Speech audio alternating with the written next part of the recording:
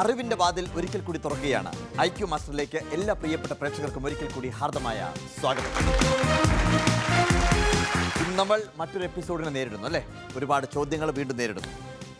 ആളുകൾ ചോദിക്കുന്നുണ്ടാവും, എന്തിനാണ് ഇത്രമാത്രം പ്രഷർ സഹിച്ച് ഇത്രമാത്രം ചോദ്യങ്ങൾ നേരിടുന്നത് എന്നത്. അതിൻ്റെ ഉത്തരം എന്താണ്? ആ ചോദ്യങ്ങൾ അവിടെ ഉള്ളത് കൊണ്ട് അല്ലേ?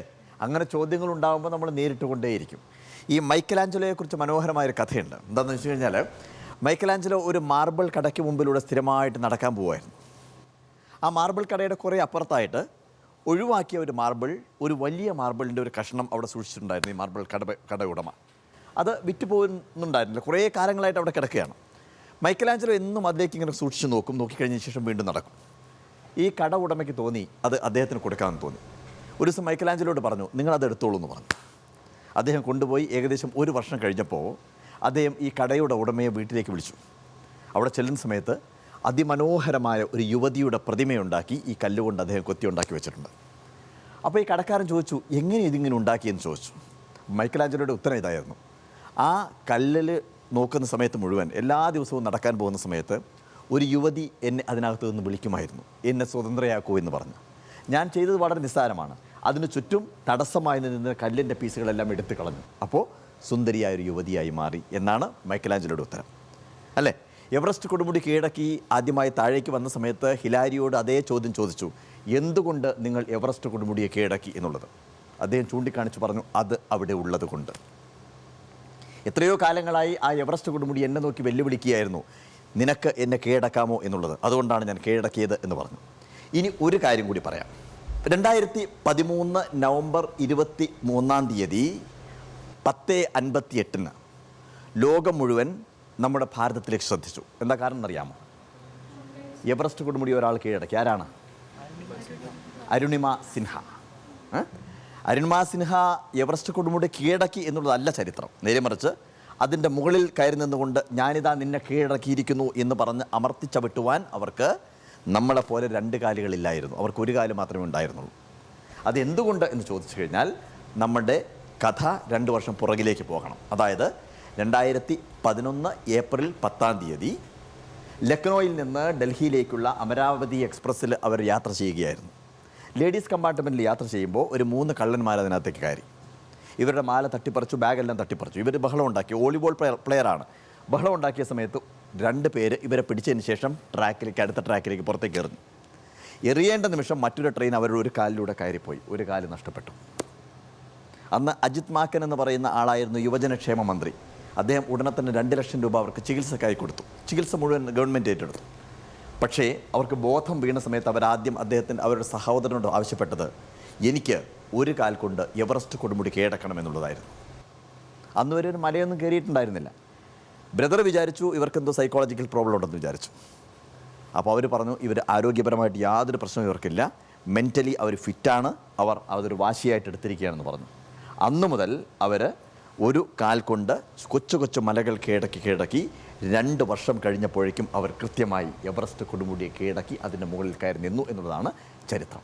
നമ്മുടെ ഈ യുവ തലമുറയൊക്കെ ചെറിയ പ്രശ്നങ്ങളുണ്ടാകുന്ന സമയത്ത് ആത്മഹത്യ ചെയ്യുമ്പോൾ നമ്മൾ മനസ്സിലാക്കേണ്ടത്, ഇത് ജീവിതത്തിലൊരു വെല്ലുവിളിയായിട്ട് അവർ ഏറ്റെടുത്ത കഥ നമ്മുടെ മനസ്സിൽ നമ്മൾ ഓർക്കണം അല്ലേ? അപ്പോൾ നമ്മളിവിടെ വീണ്ടും നേരിടുന്നു ഒരുപാട് ചോദ്യങ്ങളെ. റെഡിയാണല്ലോ?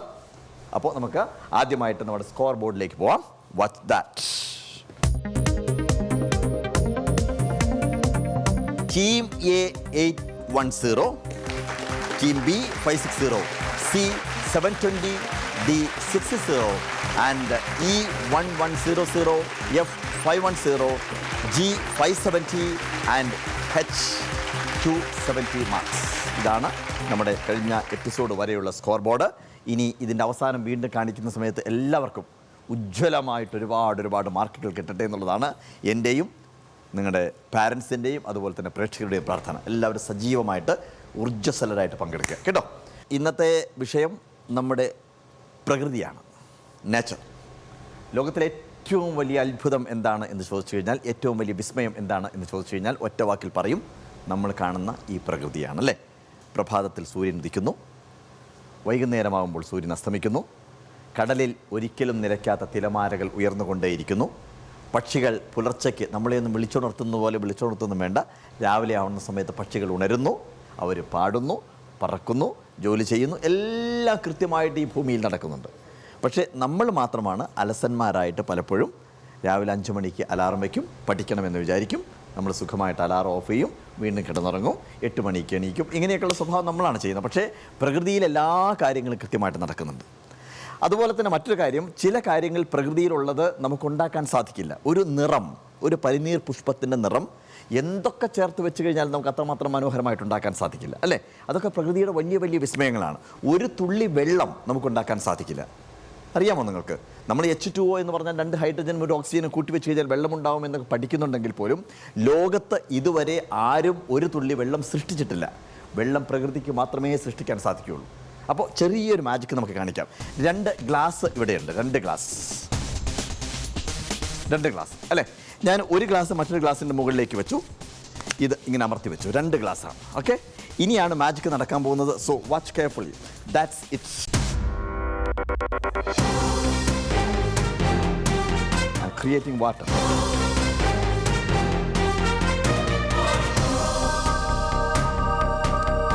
ഇനി മാജിക് ഇവിടെ തീരുന്നില്ല, ഒരു ചെറിയ ജാലവിദ്യ കൂടി കാണിക്കാം. So watch it.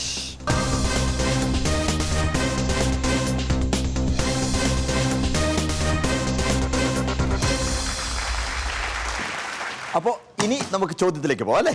Okay, ready? അപ്പോൾ എല്ലാവരും നല്ല ഊർജ്ജസ്വലരായിട്ട് നിന്നോളൂ. ആദ്യത്തെ ചോദ്യത്തിലേക്കാണ് കിടക്കുന്നത്. ഒന്നാമത്തെ ചോദ്യം. ചോദ്യം കാണാം സ്ക്രീനിൽ.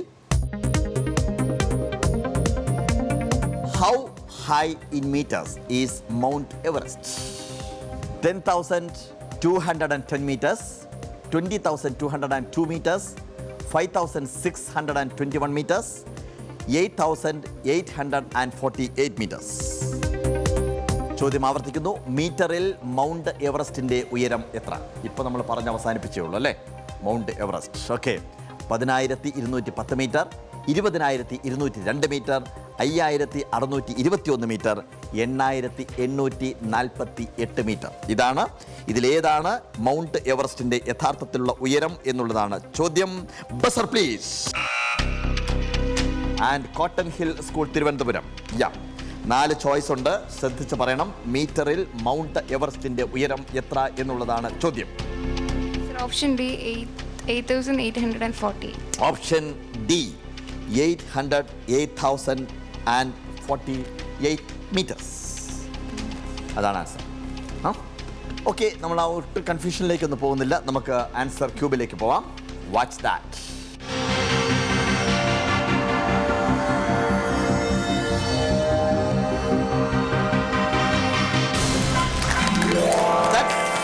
Perfect answer.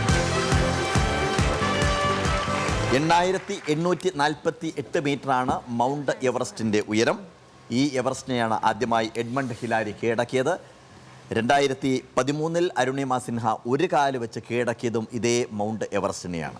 ഒരു കൊച്ച് മല കയറുമ്പോഴേക്കും കിതയ്ക്കുന്ന നമ്മൾ, തളരുന്ന നമ്മൾ ഓർക്കേണ്ട കാര്യം, ഇത്രയും ഉയരത്തിൽ കിടക്കുന്ന ഒരു മൗണ്ട് എവറസ്റ്റിനെ, അത് സാധാരണ ഒരു കൊടുമുടിയാണെങ്കിൽ തിരക്കേടില്ല, പക്ഷേ അതിനകത്ത് കംപ്ലീറ്റ് മഞ്ഞും ഒക്കെ വീണ് കിടക്കുന്ന അതിനെ കീഴടക്കുക എന്ന് പറയുമ്പോൾ ഒരു വല്ലാത്ത അപാരമായിട്ടുള്ളൊരു പരിശ്രമത്തിൻ്റെ റിസൾട്ടാണ് അത്, അല്ലേ? ഇനി നമ്മൾ രണ്ടാമത്തെ ചോദ്യത്തിലേക്ക് കടന്നു പോകുന്നു. രണ്ടാമത്തെ ചോദ്യത്തിലേക്ക് ശ്രദ്ധിക്കാം, സ്ക്രീനിലേക്ക് ശ്രദ്ധിക്കാം. Approximately what percentage of the earth surface is water? 80%, 90%, 71%, 60%. ചോദ്യം ആവർത്തിക്കുന്നു. ഭൂമിയുടെ എത്ര ശതമാനം ഭാഗമാണ് വെള്ളത്താൽ നിറഞ്ഞിരിക്കുന്നത്? 80%, 90%, 71%, 60%. ഭൂമിയുടെ, നമ്മൾ പറഞ്ഞ കാര്യങ്ങളൊക്കെ തന്നെയാണ് വന്നിരിക്കുന്നത്. എവറസ്റ്റ് കൊടുമുടിയെ പറ്റി പറഞ്ഞു, എവറസ്റ്റ് വന്നു, അല്ലേ? വെള്ളത്തിൻ്റെ കാര്യം പറഞ്ഞു, വെള്ളത്തിൻ്റെ കാര്യം വന്നു. ഓക്കെ, അങ്ങനെയാണ് വന്നുകൊണ്ടിരിക്കുന്നത്. ചോദ്യം ഒന്നുകൂടി ആവർത്തിക്കാം. ഭൂമിയുടെ എത്ര ശതമാനം ഭാഗമാണ് വെള്ളത്താൽ നിറഞ്ഞിരിക്കുന്നത് എന്നതാണ് ചോദ്യം. Buzzer please. MD seminary higher secondary school ആണ് ആൻസർ പറയാൻ പോകുന്നത്. Tell me your answer. Sir, option C 71%. Option C 71%.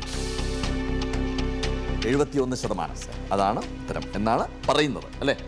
Okay, let's see answer ക്യൂബിലേക്ക് പോവാം.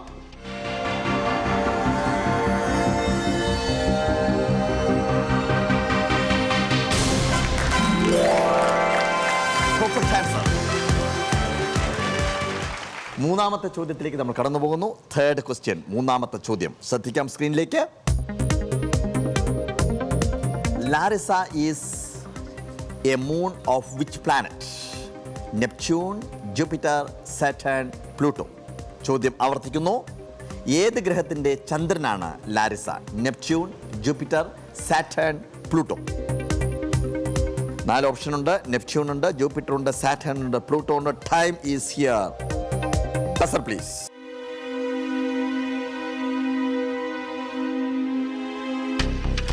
അത്ഭുതപ്പെടുത്തിയിരിക്കുന്നു. ആരും ഒന്നും പ്രസ് ചെയ്തിട്ടില്ല. ഇത് ഒരു ഇത്ര വലിയ ടഫായിട്ടുള്ള ക്വസ്റ്റ്യൻ ആണല്ലേ. ഗസ് ചെയ്യുന്നില്ല. 20 മാർക്ക് നഷ്ടപ്പെടുത്താൻ ആഗ്രഹിക്കുന്നില്ല. Okay, and right answer is Neptune. അങ്ങനെയാണോ ഗസ് ചെയ്തിരുന്നത്? അറിയില്ലായിരുന്നു. ഒന്നും ഗസ് ചെയ്തിട്ടേ ഇല്ല അല്ലേ? ഗസ് ചെയ്യേണ്ട ആവശ്യം ഉണ്ടായിരുന്നില്ല. കാരണം നമ്മുടെ കാര്യമല്ലല്ലോ, അങ്ങ് ഭൂമിക്കപ്പുറത്തുള്ള കാര്യമല്ലേ അല്ലേ? ഓക്കെ, 4ാമത്തെ ചോദ്യത്തിലേക്ക് നമ്മൾ കടന്നു പോകുന്നു. 4ാമത്തെ ചോദ്യം. What does horology study? Nature, living beings, time, sea. ചോദ്യം ആവർത്തിക്കുന്നു. എന്താണ് ഹോറോളജി പഠനം? പ്രകൃതി, ജീവജാലങ്ങൾ, സമയം, കടൽ. അതായത് എന്തിനെക്കുറിച്ചുള്ള പഠനമാണ് ഹോറോളജി എന്നുള്ളതാണ് ചോദ്യം. പ്രകൃതിയെക്കുറിച്ചുള്ള പഠനമാണോ, ജീവജാലങ്ങളെക്കുറിച്ചുള്ള പഠനമാണോ, സമയത്തെക്കുറിച്ചുള്ള പഠനമാണോ, കടലിനെ കുറിച്ചുള്ള പഠനമാണോ ഹോറോളജി എന്നുള്ളതാണ് ചോദ്യം. So I think all of U are ready. പലരും ബസറിൻ്റെ അടുത്ത് പോലും കൈവച്ചിട്ടില്ല. അബദ്ധവശാൽ പോലും അമർന്നു പോകരുത് എന്നുള്ളതിൻ്റെ പേരിലാണ്. Anyway, this is your time. Buzzer please. No, chance കഴിഞ്ഞു അല്ലേ? ചാൻസ് കഴിഞ്ഞു. ഓക്കെ, പറയാം. ഇനി വെറുതെ പറയാം, ഗസ് ചെയ്യാം. ടൈം. എല്ലാവരും പറയുന്നു ടൈം എന്നുള്ളത് കറക്റ്റാണ് ആൻസർ. സമയത്തെക്കുറിച്ചുള്ള പഠനമാണ് ഹോറോളജി എന്ന് പറയുന്നത്. ഇപ്പം എല്ലാവർക്കും അറിയാമല്ലോ. അതെന്താ കാര്യം? ഇപ്പം എവിടെയോ ഒരു സ്പെല്ലിംഗ് മിസ്റ്റേക്ക് ഉണ്ട്. ഇപ്പോൾ എല്ലാവരും ഒരേ സ്വരത്തിൽ പറയുന്നു ടൈം ആണ് ഹോറോളജി എന്ന് പറയുന്നത്, ടൈമിനെ കുറിച്ചുള്ള പഠനമാണെന്നുള്ളത്. പക്ഷേ ബസർ എന്ന് പറഞ്ഞ സമയത്ത് പണിമുടക്കാണോ? നിസ്സഹകരണ പ്രസ്ഥാനമാണോ? ഷുവർ അല്ലായിരുന്നു. ഓക്കെ, നമുക്കൊരു കാര്യം ചെയ്യാം. ഒന്ന് ചാർജ് ആക്കാം. അല്ലെങ്കിൽ ഇങ്ങനെ വിട്ട് കഴിഞ്ഞാൽ ശരിയാവില്ല. നമുക്ക് മാജിക് കാണിക്കാം. റെഡി? ഓക്കെ, മുഴുവാ.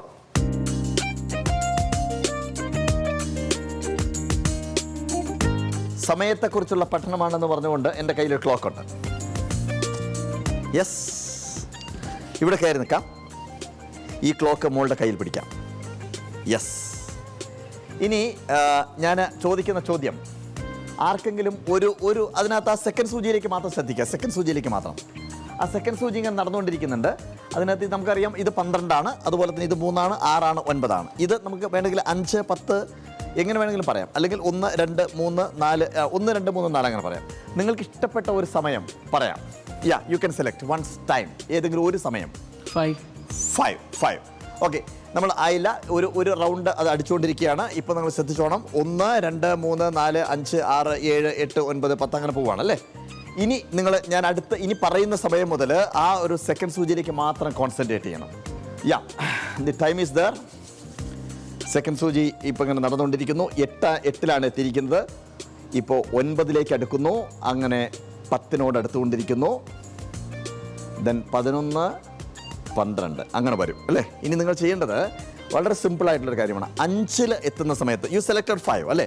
5-ൽ എത്തുന്ന സമയത്ത് ആ സെക്കൻഡ് സൂചി 5-ൽ കൃത്യമായിട്ട് സ്റ്റോപ്പ് ചെയ്യണം എന്നുള്ളത് മനസ്സുകൊണ്ട് നിങ്ങളെല്ലാവരും ആഗ്രഹിക്കണം. നമ്മളെല്ലാവരും ഒരുമിച്ച് ചേർന്ന് നിങ്ങൾ ആ സെക്കൻഡ് സൂചിയിലേക്ക് മാത്രം ശ്രദ്ധിക്കണം.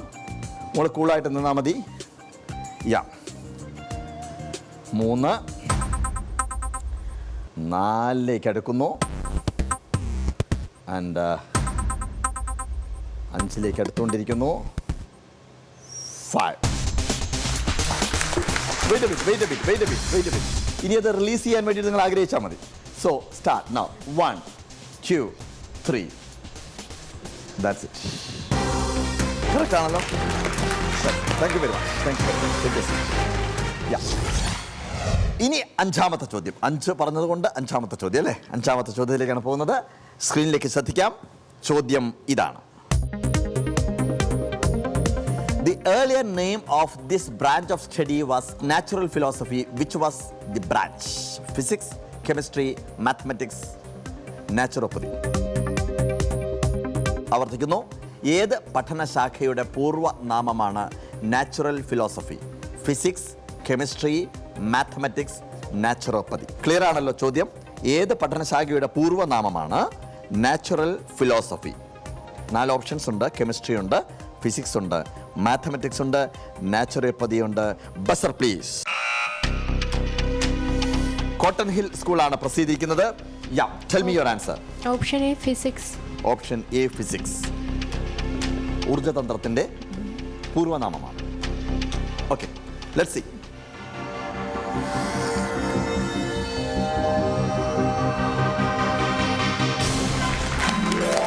Congratulations, very nice, very nice. ആറാമത്തെ ചോദ്യത്തിലേക്ക് നമ്മൾ പോകുന്നു. ആറാമത്തെ ചോദ്യം ഇതാണ്. ശ്രദ്ധിക്കാം സ്ക്രീനിലേക്ക്.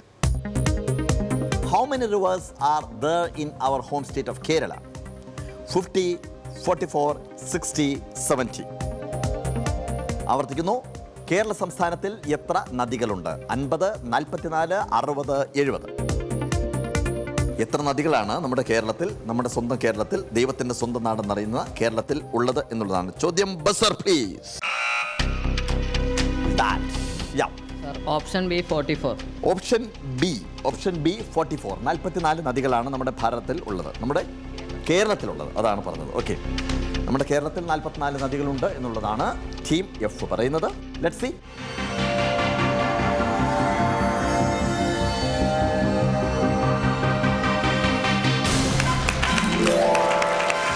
Perfect answer. കൺഗ്രാറ്റുലേഷൻസ്. ഏറ്റവും വലിയൊരു സന്തോഷമുള്ളത് നിങ്ങൾ ഉത്തരം പറഞ്ഞാൽ പറഞ്ഞതാണ്, അല്ലെങ്കിൽ നിങ്ങൾ പറയില്ല എന്നുള്ളതാണ്, അല്ലേ? 2 നിലപാടാണ്. അറിയില്ലെങ്കിൽ പറയില്ല, പറഞ്ഞു കഴിഞ്ഞാൽ ശരിയായിരിക്കും എന്നുള്ളതാണ് നിലപാട്. That's nice, very good. അങ്ങനെയൊക്കെയാണ് തീരുമാനങ്ങൾ എടുക്കേണ്ടത്, അല്ലേ? കൃത്യമായിട്ട് ബോധ്യമുള്ള കാര്യങ്ങൾ വ്യക്തമായും സ്ഫുടമായും സംസാരിക്കാനുള്ള സ്വാതന്ത്ര്യം ഉപയോഗിക്കുക എന്നുള്ളതാണ് ഭാരതത്തിലെ പൗരൻ എപ്പോഴും ഓർത്തിരിക്കേണ്ട കാര്യം, അല്ലേ? ഓക്കെ, ഏഴാമത്തെ ചോദ്യത്തിലേക്ക് നമ്മൾ പോകുന്നു. ഏഴാമത്തെ ചോദ്യം ശ്രദ്ധിക്കാം, സ്ക്രീനിലേക്ക് ശ്രദ്ധിക്കാം. What does graminology study about? Water, measurements, grass, sky. ഗ്രാമിനോളജി പഠനം എന്തിനെ കുറിച്ചാണ്? വെള്ളം, അളവുകൾ, പുല്ല്, ആകാശം. എന്തിനെക്കുറിച്ചുള്ള പഠനമാണ് ഗ്രാമിനോളജി? മനസ്സിൽ പ്രിപ്പയർ ചെയ്തോളൂ. ഏത് നിമിഷവും ബസർ ചെയ്യാൻ വേണ്ടിയിട്ട് പറയാൻ സാധ്യതയുണ്ട് എന്നുള്ളത് കൊണ്ട് റെഡിയായി നിൽക്കാം. വിരലുകൾ ബസറിൽ പ്രിപ്പയർ ചെയ്ത് വെക്കാം. Buzzer please. MD seminary higher secondary School graminology പഠനം എന്തിനെക്കുറിച്ചാണ് എന്നുള്ളതായിരുന്നു ചോദ്യം. വെള്ളം, അളവുകൾ, പുല്ല്, ആകാശം. What's your answer? Sir, option C, grass. Option C, grass. പുല്ലിനെ കുറിച്ചുള്ള പഠനമാണ് ഗ്രാമിനോളജി. നിങ്ങൾക്ക് തന്നെ ഒരു ചിരിയുണ്ട്, അല്ലേ? ഉത്തരം പറഞ്ഞത് അബദ്ധമായോ എന്നൊരു സംശയമുണ്ട്. ഉത്തരം ഇനി ആൻസർ ക്യൂബിൽ നിന്ന് വന്നു കഴിഞ്ഞാൽ നിങ്ങൾ ചിരിക്കുമോ കരയുമോ എന്നുള്ളതാണ് അടുത്ത ചോദ്യം. അല്ല, കുഴപ്പമില്ല, മാറ്റാൻ ഇനി എന്തായാലും പറ്റില്ല. തൃണവൽക്കരിക്കുന്നു. കിട്ടിയാലും ഇല്ലെങ്കിലും തൃണവൽക്കരിക്കുന്നു. ഓക്കെ, ഗംഭീരം, വെരി ഗുഡ്. ഓക്കെ, അപ്പം നമ്മൾ നോക്കുന്നു, ആൻസർ ക്യൂബിലേക്ക് പോകുന്നു. That's it.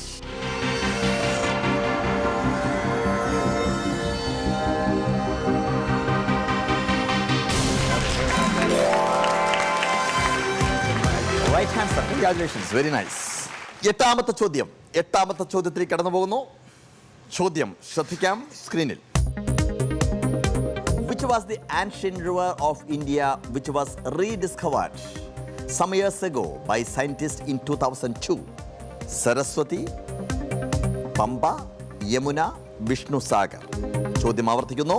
2002 ശാസ്ത്രജ്ഞർ കണ്ടുപിടിച്ച ഇന്ത്യയുടെ ചരിത്ര പ്രധാനമായ പൂർവ്വ നദി ഏതാണ്?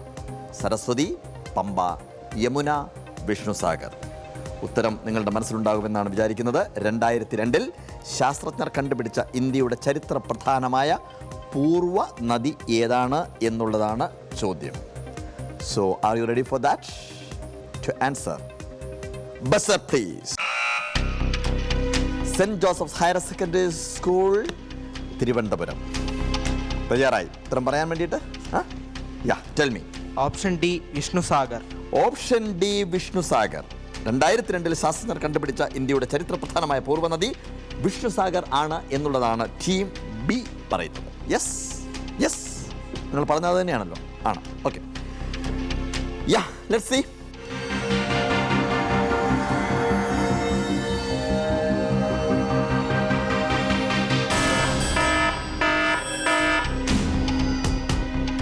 വിഷ്ണുസാഗർ അല്ല എന്നുള്ള കാര്യം ബോധ്യമായി അല്ലേ? ഇനി 3 ചാൻസസ് ആണുള്ളത്. അതായത് സരസ്വതിയുണ്ട്, പമ്പയുണ്ട്, യമുനയുണ്ട്. ഇതിലേതാണ് എന്നുള്ളതാണ് ചോദ്യം. Buzzer please.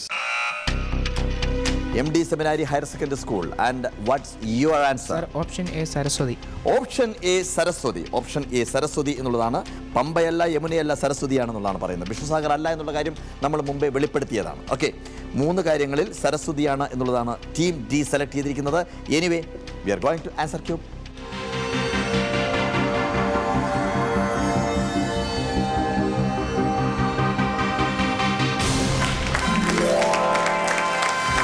Right answer. 9ാമത്തെ ചോദ്യം. 9ാമത്തെ ചോദ്യത്തിലേക്ക് നമ്മൾ പോകുന്നു. 9th question. IPCC was awarded Nobel Prize for their contribution in which field? Protecting heritage, study on man-made climate change, ancient Africa, Indian culture. ചോദ്യം ആവർത്തിക്കുന്നു. ഏത് മേഖലയിലേക്കുള്ള സംഭാവനയ്ക്കാണ് IPCC നൊബേൽ സമ്മാനത്തിന് അർഹമായത്? പൈതൃക സംരക്ഷണം, മനുഷ്യനിർമ്മിത കാലാവസ്ഥാ വ്യതിയാനത്തെ പറ്റിയുള്ള പഠനം, പൂർവ്വ ആഫ്രിക്ക, ഇന്ത്യൻ സംസ്കാരം.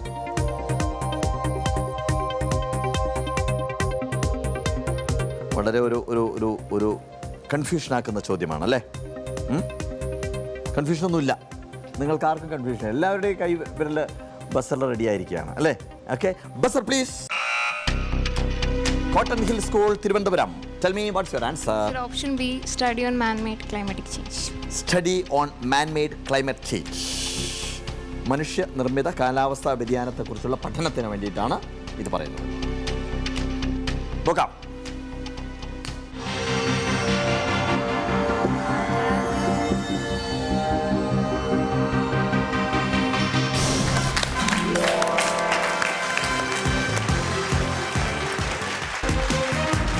ഞാൻ വളരെ കാഷ്വലായിട്ടൊരു കാര്യം കൂടി ചോദിക്കുകയാണ്. ഇതിനകത്ത് ചോദിക്കുന്ന ചോദ്യങ്ങളെല്ലാം നിങ്ങളെ പാഠപുസ്തകത്തിലുള്ള ചോദ്യങ്ങളാണോ, അതോ ജനറലായിട്ട് നിങ്ങൾ പുറത്തു നിന്ന് പഠിച്ചെടുക്കുന്ന ചോദ്യങ്ങളാണോ, അതോ ഇൻ്റർനെറ്റ് വഴി നിങ്ങൾ സ്വയം ആർജിച്ചെടുക്കുന്ന ചോദ്യങ്ങളാണോ? ഞാൻ ചോദ്യങ്ങൾ എന്നുള്ള ഉദ്ദേശിച്ചത് ചോദ്യവും ഉത്തരവും ചേർത്താണ് ഞാൻ പറഞ്ഞത്. ഈ അറിവുകൾ ഞാൻ പ്രേക്ഷകരുടെ അറിവിലേക്കാണ്ടിട്ടാണ് ചോദിക്കുന്നത്. ഈ അറിവുകൾ എങ്ങനെയാണ് നിങ്ങൾ ആർജിച്ചെടുക്കുന്നത്? യാ ടെൽ മീ. പാഠപുസ്തകത്തിൻ്റെ കൂടെ മറ്റുള്ള ബുക്കുകളും വായിക്കണം. പറയൂ. മറ്റുള്ള ഇത് നിങ്ങൾ ഈ പറയുന്ന കാര്യം വളരെ വിലപ്പെട്ടതാണ്. നിങ്ങൾക്ക് വേണ്ടിയല്ല പറയുന്നത്, ഒരുപാട് കുട്ടികൾക്ക് വേണ്ടിയിട്ടാണ് പറയുന്നത്. യാ ടെൽ മീ. ജനറൽ നോളജിൻ്റെ ബുക്ക് കിട്ടും, അത് വായിക്കണം. പിന്നെ ചുറ്റുള്ള കാര്യങ്ങൾ അറിയണമല്ലോ. ചുറ്റുള്ള കാര്യങ്ങൾ അറിയണം. എന്ത് പറയുന്നു ടീം ബി? എന്ത് പറയുന്നു? ദിവസവും പത്രം വായിക്കണം. അത് തന്നെയാണ് ഏറ്റവും പ്രധാനപ്പെട്ട കാരണം. നമ്മൾ പത്രം വായിക്കും തോറും കറണ്ട് അഫയേഴ്സ് അത്രത്തോളം നമുക്ക് അറിയാൻ പറ്റും. അങ്ങനെയാണെങ്കിൽ ഞാൻ 1-2 ചോദ്യങ്ങൾ ചോദിക്കുന്നത്. ഒരു പത്രം കിട്ടിക്കഴിഞ്ഞാൽ ആദ്യം എവിടെ നിന്നാണ് വായിച്ചു തുടങ്ങുന്നത്? ഫ്രണ്ട് പേജിൽ നിന്നാണ്. എഡിറ്റോറിയൽ അല്ല ആദ്യം വായിക്കുന്നത്? അല്ല, സാധാരണ നമ്മൾ സ്കൂളിലൊക്കെ പറയാറുള്ളത്, അധ്യാപകർ നിങ്ങൾ ഒരു പത്രം കിട്ടിക്കഴിഞ്ഞാൽ ആദ്യം എഡിറ്റോറിയൽ വായിച്ചു കഴിഞ്ഞതിന് ശേഷം ആ ഒരു വ്യൂ എന്താണ് എന്നുള്ളത് മനസ്സിലാക്കി കഴിഞ്ഞതിന് ശേഷം പത്രത്തിൻ്റെ ഫ്രണ്ടിലേക്ക് പോകണമെന്നൊക്കെയാണ് ഞങ്ങളൊക്കെ കുട്ടിക്കാലത്ത് അധ്യാപകർ പറഞ്ഞു തന്നിട്ടുള്ളത്. അതുകൊണ്ടാണ് ചോദിക്കുന്നത്. എങ്ങനെയാണ്? ഫ്രണ്ട് പേജിലാണ് പ്രധാനപ്പെട്ട വാർത്തകൾ വരുന്നത്. അതെ. അപ്പോൾ അതിൽ നിന്നായിരിക്കണം വരുന്നുള്ള ക്വിസിൽ നിന്ന് ചോദ്യങ്ങൾ ചോദിക്കുന്നത്. അപ്പോൾ ഞാൻ ചോദിക്കുന്നത്, പത്രം വായിക്കുന്നത് ഈ അറിവ് നേടാൻ വേണ്ടിയിട്ടാണോ അതോ ജനറലായിട്ടുള്ള കാര്യങ്ങളെ പറ്റി അറിയാൻ വേണ്ടിയിട്ടാണോ? രണ്ടിനും കൂടെയാണ്. അല്ല, ഒരു ക്വിസ് മത്സരത്തിൽ പങ്കെടുക്കണം എന്നുള്ളതിൻ്റെ ഭാഗമായിട്ട് ഇങ്ങനെ പഠിച്ചെടുക്കുന്നതാണോ? അതിന് വേണ്ടിയിട്ട് പഠിച്ചെടുക്കുന്നതാണോ? അല്ല. പത്രം വായിച്ചു കഴിഞ്ഞതിന് ശേഷം പ്രധാനപ്പെട്ട ചില കാര്യങ്ങൾ, പുതുതായിട്ട് അറിയുന്ന കാര്യങ്ങൾ എഴുതി വെക്കാറുണ്ടോ? എഴുതി വെക്കാറുണ്ട്. ഉണ്ട്. ഞാൻ ഇതൊക്കെ ചോദിക്കുന്നത്, ഈ കണ്ടുകൊണ്ടിരിക്കുന്ന പ്രേക്ഷകരിൽ ഒരുപാട് കുട്ടികളുണ്ടാവും, നിങ്ങളുടെ പ്രായത്തിലുള്ള കുട്ടികളുണ്ടാവും. അവർക്ക് ഈ വേദിയിൽ വരാൻ അവർ കൊതിക്കുന്നുണ്ടാവും. എങ്ങനെയാണ് ഇങ്ങനെ അറിവ് ആർജിച്ചെടുക്കുന്നതെന്ന് അറിയാൻ അവർക്ക് താല്പര്യമുണ്ടാവും. അതുകൊണ്ടാണ് ചോദിക്കുന്നത്. Okay, and team C, watts your answer? ഞാൻ ചോദിക്കുന്നത്, എങ്ങനെ നമുക്ക് ബുദ്ധിപരമായിട്ട് ഇത്തരം കാര്യങ്ങൾ, ജനറലായിട്ടുള്ള കാര്യങ്ങളെക്കുറിച്ച് എങ്ങനെ അറിയാം? മറ്റുള്ളവരുമായിട്ട് ഇടപഴകുന്ന വഴി നമുക്ക് പെട്ടെന്ന് അറിയാൻ സാധിക്കുക. മറ്റുള്ളവരുമായിട്ട് ഇടപഴകുക എന്ന് പറഞ്ഞാൽ അറിവില്ലാത്ത ഒരാളുമായിട്ട് ഇടപഴകിക്കുന്ന കാര്യമുണ്ടോ? മൈക്കിൾ ഓരോ മനുഷ്യരിൽ നിന്ന് നമുക്ക് പഠിക്കാനുണ്ട്. ഇപ്പോൾ ഓരോരോ ഫീൽഡിൽ നിന്നായിരിക്കും ഓരോരുത്തർ വരുന്നത്. അവരുമായിട്ട് നമ്മൾ ഇടപെട്ട് കഴിയുമ്പോൾ അവരിൽ നിന്ന് നമുക്ക് കുറേ പഠിക്കാൻ പറ്റും. പിന്നെ ന്യൂസ് വായിക്കണമെന്ന് പറഞ്ഞാൽ അത് ശരിയാണ്. ബുക്ക് വായിക്കണം. ഞങ്ങളുടെയൊക്കെ സ്കൂളിൽ ആഴ്ചകളിൽ ഇങ്ങനെ ക്വിസൊക്കെ നടത്താറുണ്ട്. ശരിയാ, അത് ഒരുപാട് ഉപകരിക്കുന്നുണ്ട് അല്ലേ? ഈ ക്വിസ് മത്സരങ്ങൾ നടത്താറുള്ളതിൻ്റെ പേരിൽ ഇതിനെപ്പറ്റി പുതിയ കാര്യങ്ങളെ പറ്റി അറിയാറുണ്ട്. ആ കാര്യങ്ങൾ എഴുതി വെക്കാറുണ്ടോ? എഴുതി വെച്ചതിന് ശേഷം റെഫർ ചെയ്യാറുണ്ടോ? ഇപ്പോൾ നിങ്ങൾ ഈ മത്സരത്തിന് വരുന്ന സമയത്ത് ഈ ക്വസ്റ്റ്യൻസ് എല്ലാം റെഫർ ചെയ്യാറുണ്ടോ? ഇപ്പോൾ പൊതുവേ ഇത്തരം ചോദ്യങ്ങൾ റെഫർ ചെയ്യാറുണ്ടോ? ഉണ്ട്. Okay, you tell me. D sir book തന്നെയാണ് വായിക്കുന്നത്. ഇൻ്റർനെറ്റ് നോക്കും, അതായത് അത് ശരിയാണോ എന്ന് അറിയാൻ വേണ്ടി ക്ലിയർ ചെയ്യും. പിന്നെ നെറ്റ് ഗ്രൂപ്പിംഗ് ഉണ്ട്, അതായത് ഇപ്പോൾ ക്വിസ് ഗ്രൂപ്പുകളുണ്ട് ഫേസ്ബുക്ക് വാട്സപ്പിലൂടെ. ഇപ്പോൾ ഒരു പുതിയൊരു അറിവ് കിട്ടുവാണെങ്കിൽ ഞങ്ങൾ ഷെയർ ചെയ്യും പരസ്പരം. Alright, okay, that's nice. പിന്നെ പുതിയ കോമ്പറ്റീഷൻ, എവിടെയെങ്കിലും കോമ്പറ്റീഷൻ ഉണ്ടെങ്കിൽ പോയി പങ്കെടുക്കും. അവിടെ നിന്നാണ് കൂടുതലും അറിയുന്നത്. അല്ല, എനിക്ക് തോന്നുന്നു IQ മാസ്റ്റർ എന്ന് പറഞ്ഞിട്ട് ഗ്രൂപ്പ് ഉണ്ടാക്കിയിട്ടുണ്ടല്ലേ? അല്ലേ? That's great. അപ്പോൾ അതിനകത്ത് നിങ്ങൾ ചോദ്യങ്ങൾ അങ്ങോട്ടും ഇങ്ങോട്ടും ഷെയർ ചെയ്യുന്നു. അത് വിഷ്ണുവിൻ്റെ നിഖിലിൻ്റെ പേരൻ്റാണത്. ഓക്കെ, നിങ്ങളാണത് ഒറിജിനേറ്റ് ചെയ്തത്. ഓക്കെ, യു ടെൽ മീ, എങ്ങനെയൊക്കെയാണ് പഠനത്തിലേക്ക് പുതിയ കാര്യങ്ങൾ അറിയാൻ വേണ്ടി? ജനറൽ നോളജ് ബുക്സ് വായിക്കും. അപ്പോൾ ഈ ബുക്ക് വായിക്കുമ്പോൾ ചില സംശയം വരുമല്ലോ, അപ്പം നെറ്റി നോക്കും. ജനറൽ നോളജ് എന്ന് പറഞ്ഞാൽ ഇത്തരത്തിലുള്ള ചോദ്യങ്ങളുള്ള പുസ്തകങ്ങളാണോ വായിക്കുന്നത്? അല്ല, ഈ സാധാരണ ബുക്സ്. നിങ്ങൾ സാധാരണ നോവലോ അങ്ങനെയൊന്നും വായിക്കാറില്ലേ? ഇടയ്ക്ക് വായിക്കാറുണ്ട്. ഓക്കെ, വായിക്കാറുണ്ട്. ഓക്കെ, ഈ ഞാൻ ചോദിക്കുന്നത് അറിവ് തേടി മാത്രമുള്ളൊരു യാത്രയാണോ, അതോ യാത്രയിൽ അറിവ് നേടുന്നതാണോ? യാത്രയിൽ അറിവ് നേടാം. അല്ല, നിങ്ങൾ അറിവ് നേടി യാത്ര ചെയ്യണമെന്ന് തോന്നുന്നത്. എവിടെയാണ് അറിവ് എന്ന് അന്വേഷിച്ച് നടക്കുകയാണ്? അല്ല, യാത്രയിൽ ഇങ്ങനെ കാണുന്ന സമയത്ത് അറിവ് നേടിക്കൊണ്ടിരിക്കുകയാണ്. ഓക്കെ, ഞാൻ ഒരിക്കലും ഒരു ക്വിസിന് വേണ്ടി ഇരുന്ന് പഠിക്കാറില്ല. പിന്നെ ഞാൻ ജനറലായിട്ട് ന്യൂസ് പേപ്പേഴ്സിൽ നിന്നും ഇൻ്റർനെറ്റിൽ നിന്നൊക്കെ അറിവുകൾ തേടാറുണ്ട്. അല്ല, ആ കാര്യങ്ങൾ എഴുതി വെക്കുമോ? പുതിയ കാര്യങ്ങൾ അറിയുകയാണെങ്കിൽ എന്ത് ചെയ്യും? അങ്ങനത്തെ ഹാബിറ്റ് എനിക്കില്ല, ഞാൻ എഴുതാറില്ല. പിന്നെ ഇതെല്ലാം മെമ്മറിയിൽ സൂക്ഷിക്കുന്നതാണോ? ചിലപ്പോൾ നമുക്ക് വല്ലതും വായിക്കുമ്പോൾ നമുക്ക് ചിലതൊക്കെ സ്ട്രൈക്കിംഗ് ആയിട്ട് തോന്നും. അതൊക്കെ നമ്മുടെ മെമ്മറിയിൽ എങ്ങനെയാണ് സൂക്ഷിക്കുന്നത്? കോഡ് വെച്ചിട്ടാണോ പഠിക്കുന്നത്? അല്ലല്ല, ഞാൻ വായിച്ച് അയ്യോ, അങ്ങനെ എത്രയും കാര്യങ്ങൾ എങ്ങനെ ഓർത്തിരിക്കാൻ സാധിക്കും? അതെനിക്കറിയില്ല. അല്ല, പ്രാക്ടിക്കലായിട്ട് നമ്മൾ ഇത്തരം കാര്യങ്ങൾ പറയേണ്ട ഒരു അവസരം വരുമ്പോഴല്ലേ നമുക്ക് പറയാൻ സാധിക്കുള്ളൂ. ഞാൻ എല്ലാം ഓർത്തിരിക്കാറൊന്നും ഇല്ല. അപ്പോൾ ഒരുപാട് കാര്യങ്ങൾ അന്വേഷിക്കുന്നുണ്ട്. കുറേ വായിക്കാറുണ്ട്, പക്ഷേ എല്ലാം ഒന്നും ഓർത്തിരിക്കില്ല. ഏറ്റവും ഇമ്പോർട്ടൻ്റ് ആയിട്ടത് ആയിട്ടുള്ളത്. ഓക്കെ, എല്ലാവരും പറഞ്ഞ പോലെ തന്നെ ന്യൂസ് പേപ്പർ വായിക്കണം. പിന്നെ ഇൻ്റർനെറ്റിൽ എത്ര പത്രം വായിക്കും ഒരു ദിവസം? ഒരു പത്രം അല്ല, ചിലപ്പോൾ 2 പത്രം വായിക്കും. എത്ര പേജ് വായിക്കും പത്രത്തിൻ്റെ? Front back sports?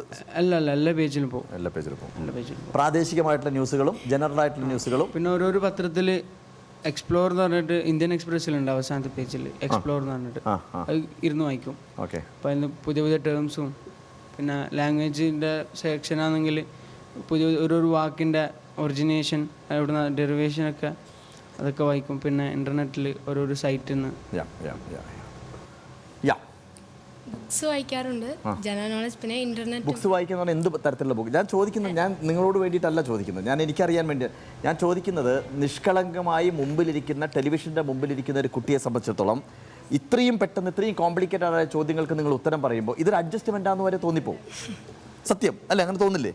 കാരണം വളരെ കൺഫ്യൂഷൻ ഉണ്ടാക്കുന്ന ചോദ്യങ്ങൾക്ക് വളരെ പെട്ടെന്ന് ആൻസർ പറയുക എന്ന് പറയുമ്പോൾ വലിയ കൺഫ്യൂഷൻ ഉണ്ടാക്കും. അതുകൊണ്ട് എങ്ങനെ നിങ്ങൾ ഈ ഒരു അറിവില്ലാത്ത ഒരാളെ സംബന്ധിച്ച് എത്രമാത്രം അറിവ് ആർജിച്ചെടുക്കാൻ എന്താണ് തന്ത്രം എന്ന് പലപ്പോഴും ചിന്തിക്കുന്നുണ്ടാവും അല്ലേ?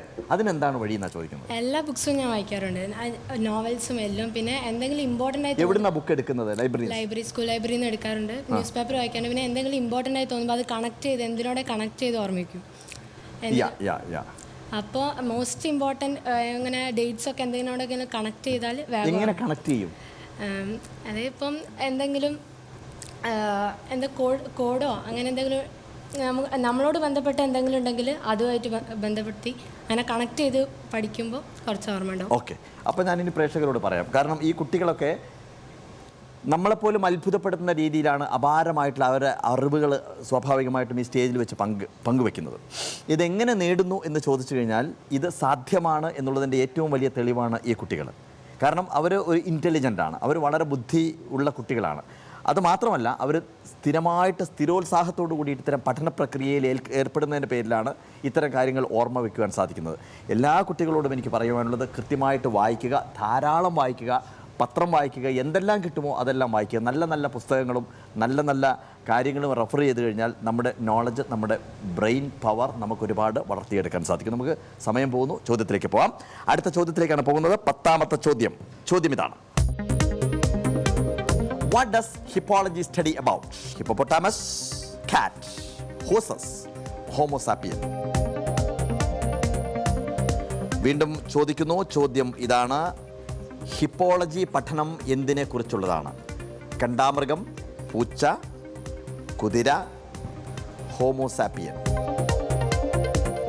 ക്ലിയർ ആണല്ലോ അല്ലേ? ചോദ്യം ക്ലിയർ ആണല്ലോ അല്ലേ? ചോദ്യത്തിൽ കൺഫ്യൂഷൻ ഒന്നും ഇല്ലല്ലോ? ഇല്ലല്ലോ. Buzzer please. Tell me, hippology പഠനം എന്തിനെ കുറിച്ചുള്ളതാണ്? Option C horses. Option C horses അല്ലെങ്കിൽ കുതിര. Yeah, answer cube.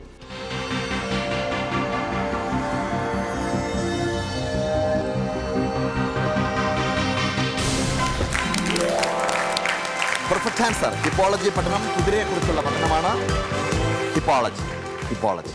ഇനി 11ാമത്തെ ചോദ്യത്തിലേക്കാണ് നമ്മൾ കടന്നു പോകുന്നത്. 11ാമത്തെ ചോദ്യത്തിലേക്ക് പോകുന്നു. Which is the longest river in the world? Amazon, Yangtze, Ganga, Nile. ലോകത്തിലെ ഏറ്റവും നീളം കൂടിയ നദി ഏതാണ്? Amazon, Yangtze, Ganga, Nile. സിമ്പിളായിട്ടുള്ള ചോദ്യമാണ്. ലോകത്തിലെ ഏറ്റവും നീളം കൂടിയ നദി ഏതാണ് എന്ന് മാത്രം ചോദിച്ചാൽ മതി. Buzzer please. ശ്രീനാരായണ പബ്ലിക് സ്കൂളാണ് ഉത്തരം പറയാനിരിക്കുന്നത്. സോ ലോകത്തിലെ ഏറ്റവും നീളം കൂടിയ നദി ഏത്? Option D Nile. Option D Nile. Nile നദിയാണ് ലോകത്തിലെ ഏറ്റവും നീളം കൂടിയ നദി എന്നാണ് എഫ് പറഞ്ഞിരിക്കുന്നത്. Okay, yeah, let's see is right or not. Answer cube.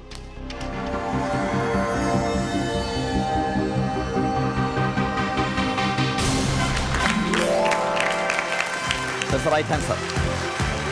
ഇനി നമുക്ക് അടുത്ത ചോദ്യത്തിലേക്ക് പോകുന്നു. 12ാമത്തെ ചോദ്യം ഇതാണ്: What is the rank of Kanchenjunga in the list of highest mountains in the world? 2, 3, 4, 5. ചോദ്യം ആവർത്തിക്കുന്നു. ലോകത്തിലെ വലിയ മലകളുടെ പട്ടികയിൽ കാഞ്ചൻജംഗയുടെ സ്ഥാനം ഏതാണ്? എത്രാമതാണ് എന്നുള്ളതാണ് ചോദ്യം. 2ാമത്തേത്, 3ാമത്തേത്, 4ാമത്തേത്, 5ാമത്തേത്? ഇതിനാണ് നിങ്ങൾ ഉത്തരം പറയേണ്ടത്. ലോകത്തിലെ ഏറ്റവും വലിയ മലകളുടെ പട്ടികയിൽ കാഞ്ചൻജംഗയുടെ സ്ഥാനം എത്രാമത്തേതാണ് എന്നുള്ളതാണ് ചോദ്യം. Buzzer please. Team E. Option B 3. Option B 3. 3ാമത്തെ സ്ഥാനമാണ് കാഞ്ചൻജംഗയ്ക്കുള്ളത് എന്നാണ് നിങ്ങൾ പറയുന്നത് അല്ലേ? അതെ, കറക്റ്റാണ്. ഓക്കെ, അല്ല വീണ്ടും ഒരു കൺഫ്യൂഷൻ ആയിട്ട് നോക്കുന്നത് പോലെ തോന്നി എനിക്ക്. 3ാമത്തേതാണ് എന്നുള്ളതാണ് നിങ്ങളുടെ ഉത്തരം. Okay, all right. നമ്മൾ ആൻസർ ക്യൂബിലേക്ക് പോകുന്നു. That's it.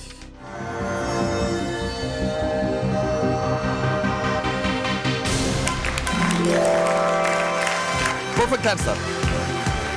13ാമത്തെ ചോദ്യത്തിലേക്ക് നമ്മൾ പോകുന്നു. 13ാമത്തെ ചോദ്യം: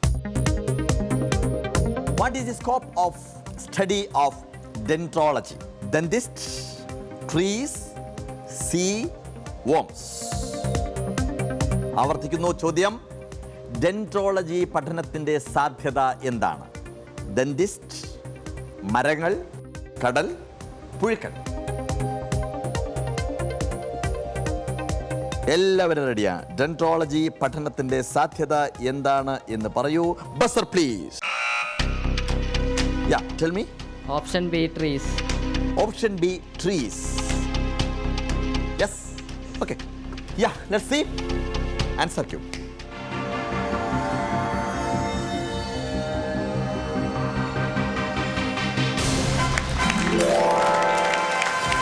Perfect.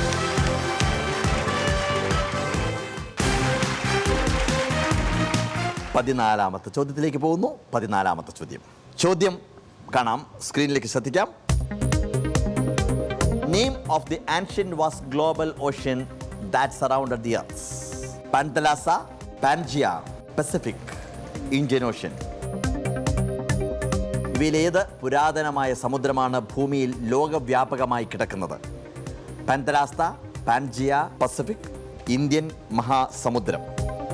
ശ്രദ്ധിക്കണം, ഇവയിൽ ഏത് പുരാതനമായ സമുദ്രമാണ് ഭൂമിയിൽ ലോകവ്യാപകമായി കിടക്കുന്നത് എന്നുള്ളതാണ് ചോദ്യം. 4 ഓപ്ഷൻസ് നിങ്ങളുടെ മുമ്പിലുണ്ട്. പാൻതലാസ, പാൻജിയ, പസഫിക്, ഇന്ത്യൻ മഹാസമുദ്രം. Okay, you are ready for that? Okay, buzzer please. Team B, yeah, tell me. Option A Panthalassa. Option A Panthalassa. Are sure? Yes. Sure. Okay, let's see.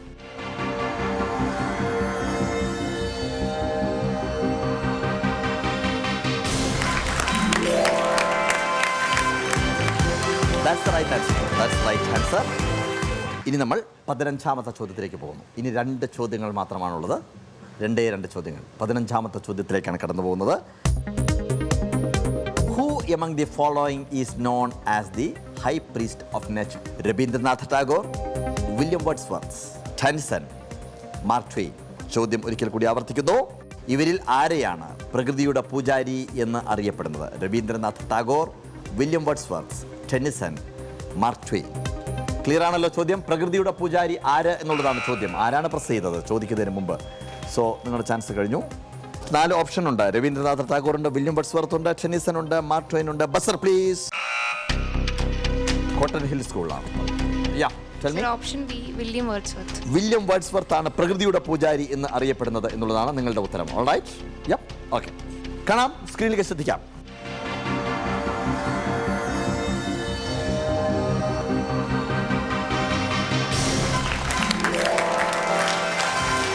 Right answer. Perfect answer. ഇനി ഒരേ ഒരു ചോദ്യം മാത്രം. 16ാമത്തെ ചോദ്യത്തിലേക്കാണ് നമ്മൾ കടന്നു പോകുന്നത്. 16th question. Okay, റെഡിയാണല്ലോ? 16ാമത്തെ ചോദ്യം കേൾക്കാൻ, കാണാൻ. ഓക്കെ, സ്ക്രീനിലേക്ക് ശ്രദ്ധിക്കാം. Meaning of Asethu Himachalam. Rivers, territory of India, Madhya Pradesh, Sri Lanka. ആവർത്തിക്കുന്നു. ആസേതു ഹിമാചലം എന്തിനെ സൂചിപ്പിക്കുന്നു? നദികളെ, ഇന്ത്യയുടെ ഭൂമിയെ, മധ്യപ്രദേശിനെ, ശ്രീലങ്കയെ. സോ ചോദ്യം നിങ്ങളുടെ കയ്യിലുണ്ട്. ആസേതു ഹിമാചലം എന്തിനെയാണ് സൂചിപ്പിക്കുന്നത് എന്നുള്ളതാണ് ചോദ്യം. കൃത്യമായ ഉത്തരം നിങ്ങളുടെ മനസ്സിലുണ്ടായിരിക്കണം. Buzzer please. Team C, Asethu Himachalam. What's your answer? Option B territory of India. Option B territory of India. Yes, confusion ഒന്നുമില്ല. So let's see.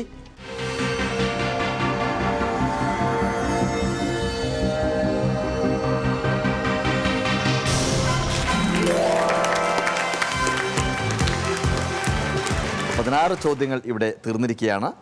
നമ്മൾ ഇന്നത്തെ എപ്പിസോഡും പതിവ് പോലെ തന്നെ ഉജ്ജ്വലമായിട്ട് നിങ്ങൾ വളരെ ആവേശത്തോടു കൂടി പങ്കെടുത്തു. ഞാൻ അതിനകത്ത് കണ്ട ഏറ്റവും വലിയൊരു ക്വാളിറ്റി എന്ന് പറഞ്ഞു കഴിഞ്ഞാൽ, നിങ്ങൾക്ക് ഉത്തരം അറിയില്ല എന്നുണ്ടെങ്കിൽ നിങ്ങൾ ബസറിനകത്തേക്ക് പോയില്ല എന്നുള്ളതാണ്, അല്ലേ?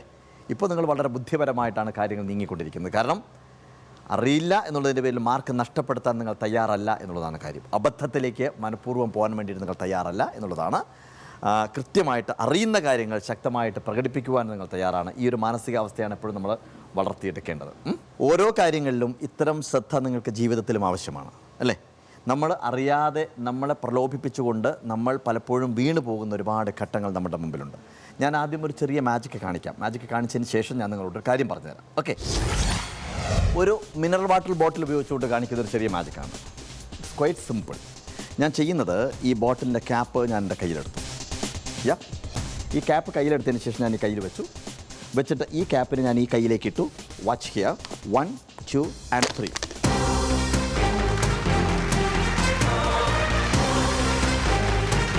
And I can take it like this.